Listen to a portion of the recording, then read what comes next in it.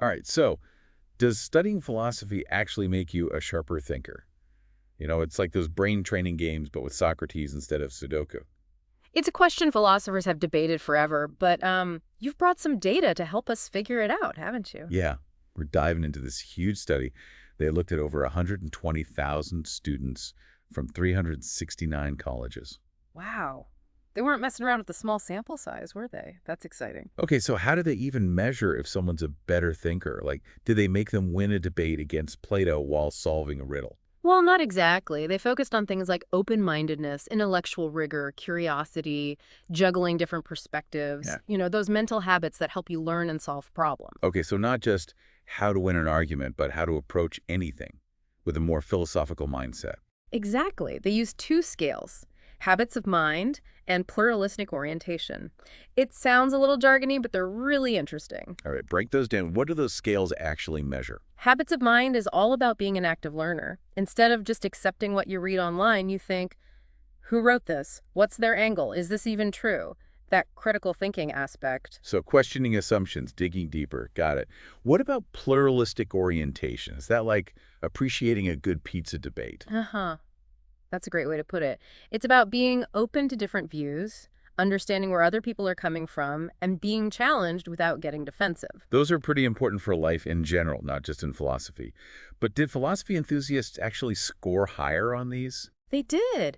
And here's the thing, they were already starting off strong. Then they showed more growth than any other major. It's like philosophy was a workout for their brains. So those late-night dorm room debates about the meaning of life, they were actually brain training. But let's talk specifics. What kind of gains did they see on that habits of mind scale? They improved at evaluating information, they independently explored topics that interested them, and they were better at supporting their arguments with solid reasoning. They got sharper, more discerning. Wow, it sounds like philosophy might actually live up to its name. You mentioned that philosophy majors started off strong on that pluralistic orientation, but what about their growth over time? Did they stay ahead? This is where it gets interesting. They were still really open-minded, but other majors seemed to be catching up. Their growth wasn't as unique. Hmm, any thoughts on why? Do other majors just naturally expose students to more diverse viewpoints? It's possible, yeah. Imagine a history major who is always wrestling with different perspectives on past events.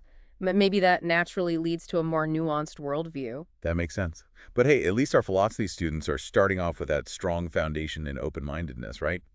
But hold on, we're talking about how philosophy impacts thinking. And there was another area where philosophy majors did really well, self-awareness. Yes, their self-understanding grew way more than other majors. Maybe all that introspection, that questioning everything, maybe it makes you look inward too. Makes you kind of want to take a philosophy class right now, huh? Right.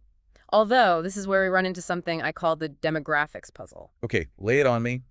What about the students who choose to dive into philosophy? Well, philosophy majors were a pretty specific group, more likely to be male and less likely to be Christian or Asian or Pacific Islander. Those are some interesting trends. Any explanation for this in the study? They didn't really go into the why, which is kind of frustrating. That's a real mystery for another time. Mhm. Is it the way philosophy is taught? Maybe cultural factors? Feels like we need to do a whole other deep dive to figure that one out. I'm in. Speaking of unexpected things, though, a lot of students who started out as philosophy majors actually ended up switching to something else. And on the other hand, some who never considered it ended up loving it. It's like you can't choose philosophy, it chooses you. Yeah.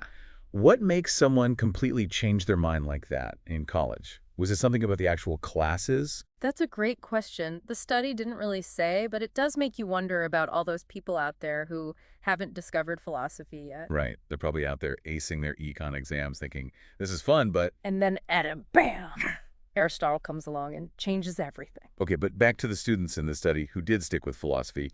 What were the popular double major combos? Oh, for sure. Over 70% were double majoring, and the most common pairing was political science. Makes Yeah. sense, right? Totally.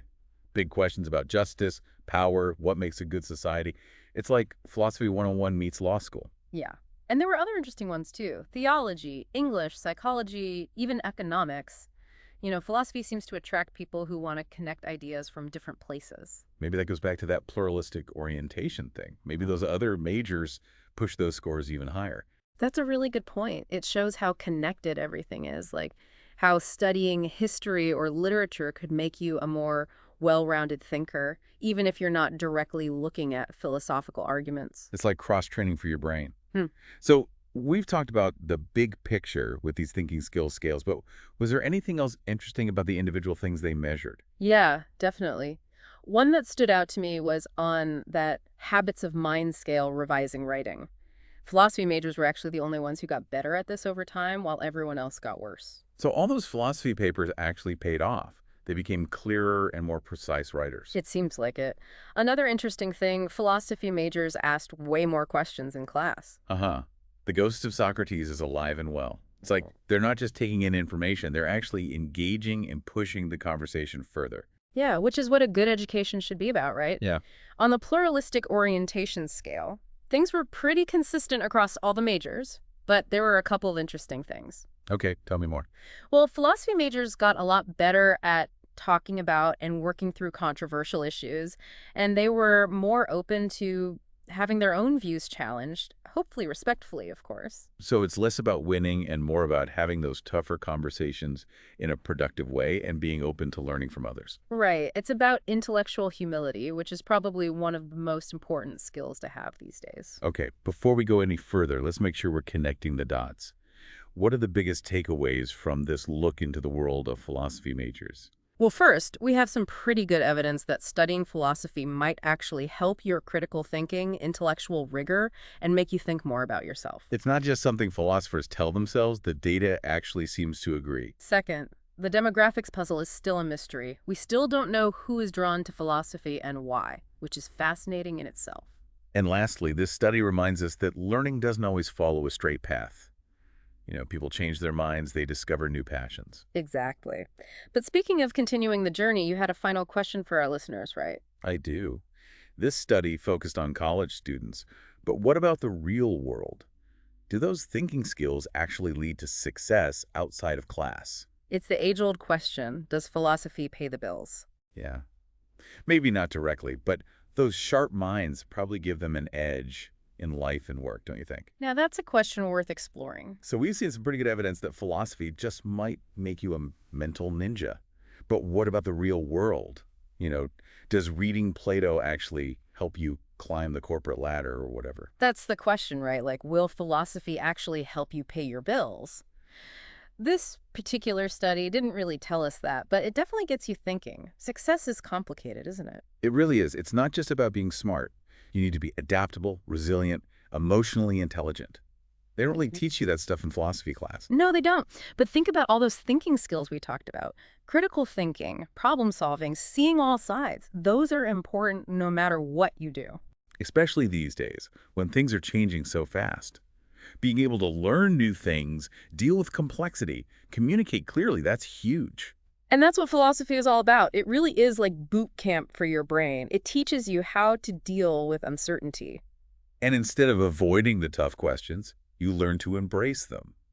Speaking of which, what about that self-awareness thing? That's got to be a superpower in the real world. Oh, totally. It's so important for making good decisions, building relationships, at work, in your personal life. Remember that saying, know thyself? Those philosophers were onto They something. usually are.